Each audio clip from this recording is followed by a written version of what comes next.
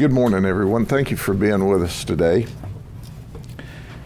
I have a couple of issues to speak with you about. The one that we called you about, and we'll talk about that first, but we had a double traffic fatality, and some of you asked about that, so we'll present that information later. With me today is Acting Chief Walker from the Bartow Police Department. Their agency received information from men and women of the police department of inappropriate conduct by a police officer. I can tell you Acting Chief Walker is a professional in every sense of the word, and so were the people that came to him and his supervisors saying, hey, this just doesn't look right. They began looking into the event, and it appeared to them that this event happened outside the city of Bartow, so they did not have investigative jurisdiction. So they notified the sheriff's office. We work with the Bartow Police Department every day, and we're willing to work with them. What we determined is a Bartow police officer had created a relationship with 4 teenagers. They were white females. 2 of them were 18, 1 of them was 17, and 1 of them was 16. And during this relationship, we found out that 3 of our victims went to Kathleen High School, 1 went to Auburndale High School. And he took them to his house in Lake Wells. And here's the police officer, Mark Anthony Fernandez. He's 24 years of age. He started his career at the Bartow Police Department, came to the sheriff's office for a short period of time, returned to the Bartow Police Department. And this investigation unfolded. Our detectives learned that he had a video clip that he was sharing, Snapchat video, with people at the police department, and they looked at it and say, hey, these girls look underage. Hey, one of these girls that was 18 was wearing a Bartow police jacket. Well, he was not only videoing these girls in different stages of undress at his apartment, but he was directing one of the juveniles to perform a sex act on the 18-year-old. And she did. And it was recorded. And he shared it with police officers in Bartow. Then, as other videos came to light during our investigations, we had to find out who all the ladies were. We found that there was other incriminating evidence. He was providing them at this party he had at his house, and he picked them up and took them there. Marijuana gummies. That's right. Oh, you remember those marijuana gummies that are only supposed to be for medicinal purposes for people that are very sick? This police officer was providing them to a 16-year-old, 17-year-old, and 2 18-year-olds. Oh, did I tell you he was providing alcohol to them? So they were partying down, taking videos of them vaping cannabis, eating THC gummies, and drinking alcohol, all of which is is illegal under the age of 21. In addition to that, he told one of the 18-year-olds and the 17-year-olds that he gets excited sexually from choking people. So he choked the 18-year-old unconscious. Did you hear what I said? He choked the 18-year-old unconscious. She said that she allowed him to choke her.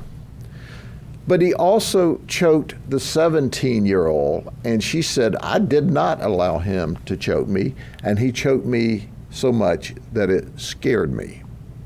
So now we've got him having illicit sexual conduct with 2 children for his personal sexual gratification. He does that after he provides them THC gummies, a alcohol.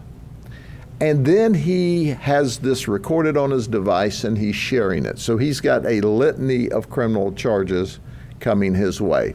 And then, of course, there's child-related victim crimes. So you can see the long list of criminal charges. He's currently in the county jail. He's refused to resign. So I will let Acting Chief Walker talk to you about what they are doing and their piece of this. But I compliment the chief and his staff for doing the right thing. They immediately began an investigation when they heard of it, and they ultimately turned it over to us when their investigation showed that it occurred outside the city limits of Bartow. Chief? Thank you. Officer Fernandez was hired by the Bartow Police Department on 12/16 of 22 for the second time.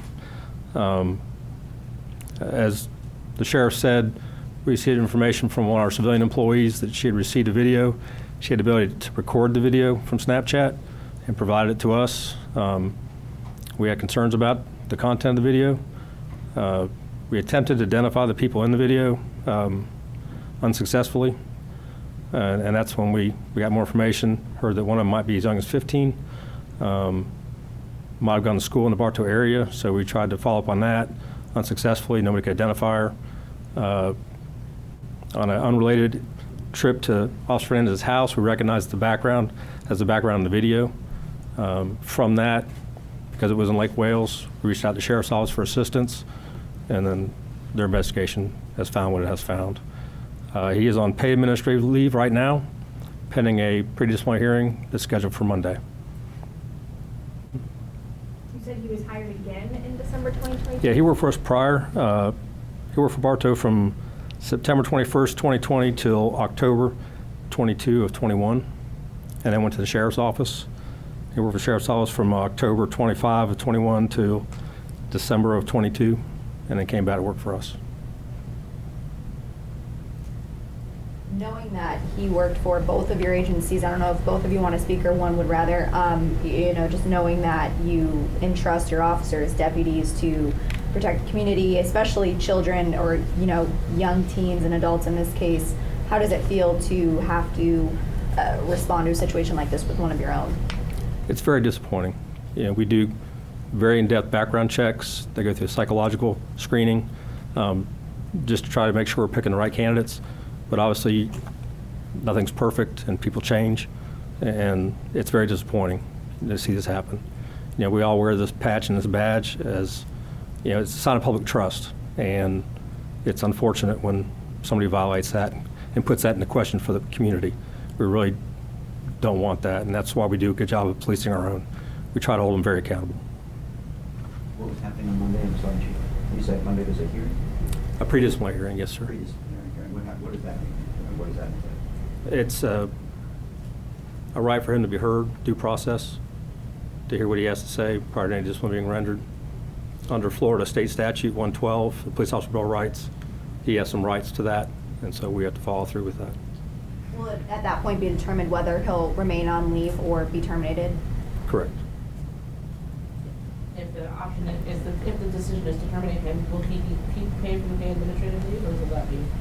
I'm sorry? He's on paid administrative leave since February.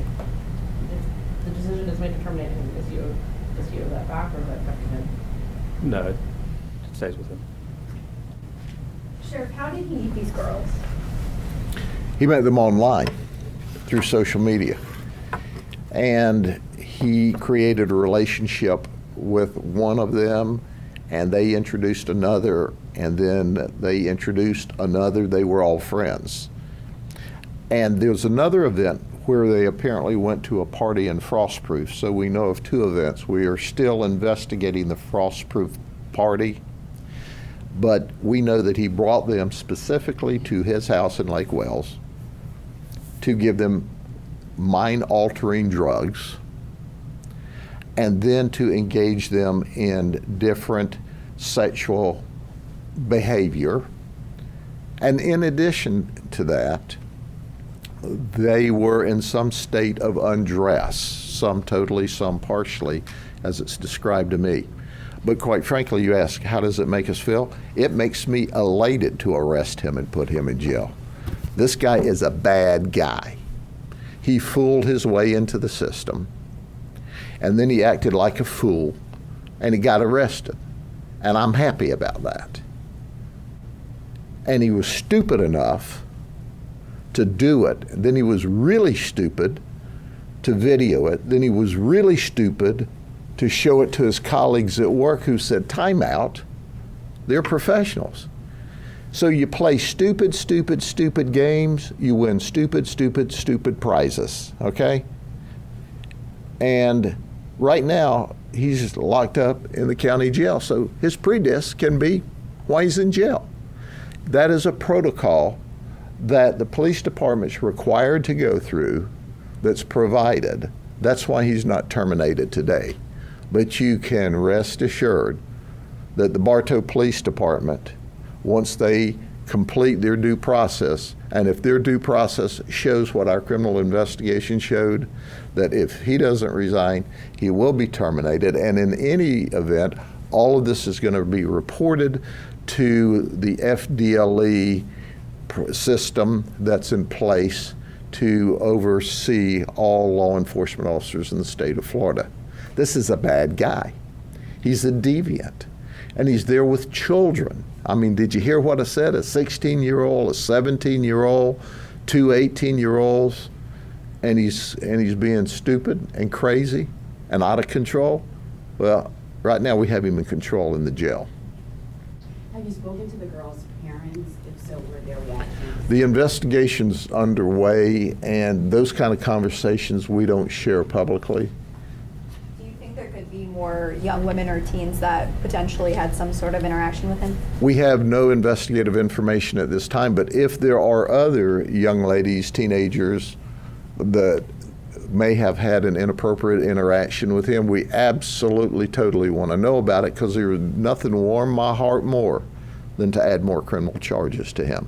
And they were all high school students, correct? Or? They either were attending high school or had attended high school. Some of them had dropped out.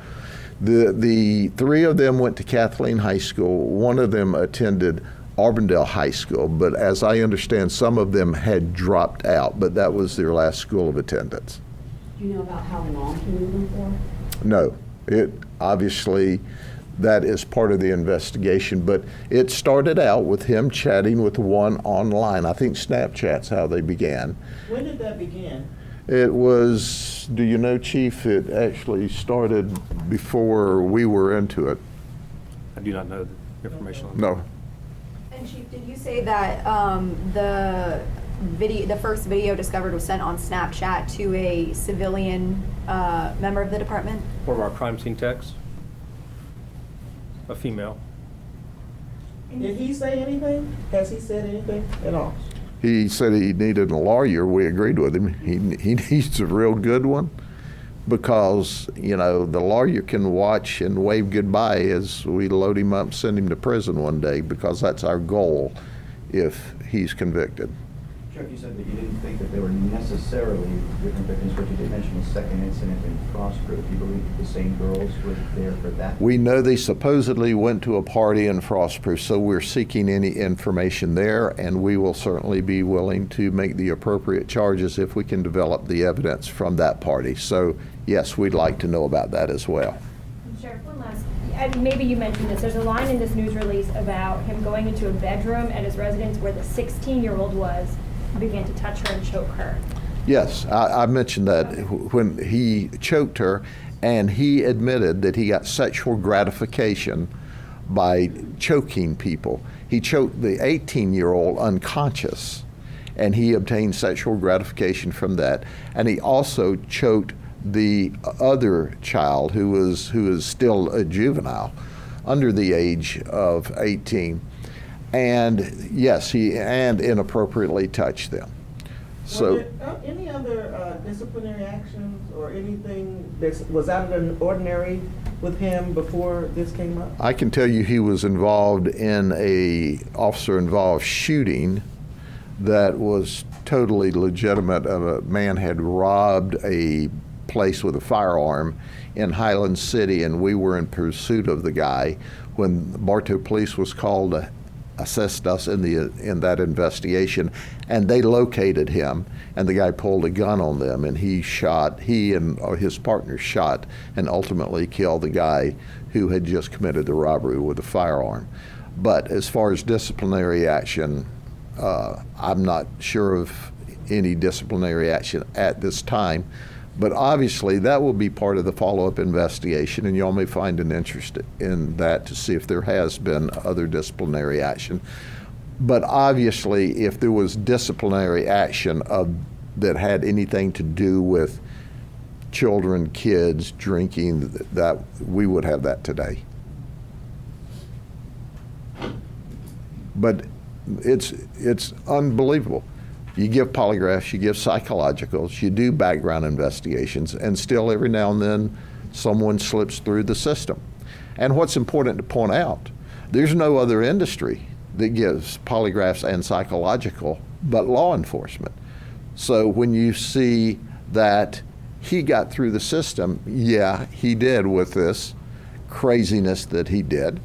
But when you go to your doctor, to your dentist, put your kids in school, with other jobs of trust, your pharmacist, they don't stand up to psychologicals and polygraphs. So you just don't know what you don't know. But what we know about this guy, he's a bad guy. He's a sexual deviant. And he wanted to focus on young girls. And we have locked him up in jail where he needs to be. Okay? Semi-crash?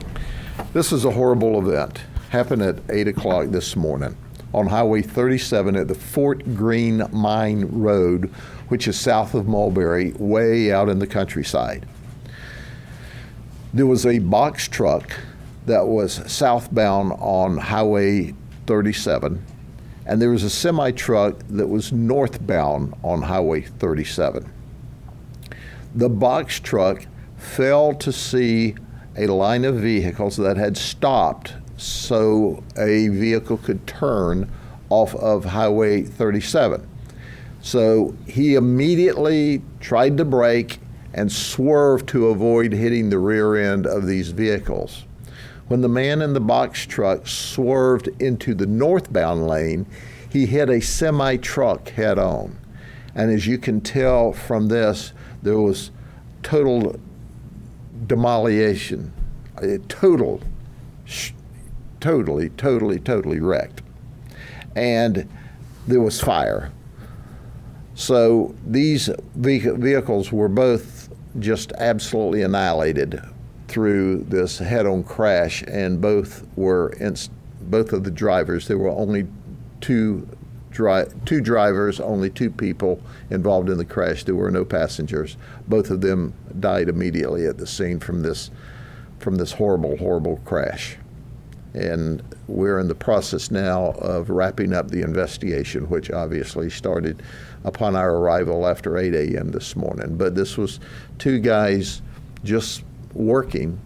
One made a mistake, and it cost two people their lives. Okay? What was in the box truck? We don't know what was in the box truck, but there was fire and entrapment. It was a horribly terrible crash. They're all terrible when it involves a fatality, but totally demolished. Totally demolished. Okay? Thank you very much. Y'all have a good day.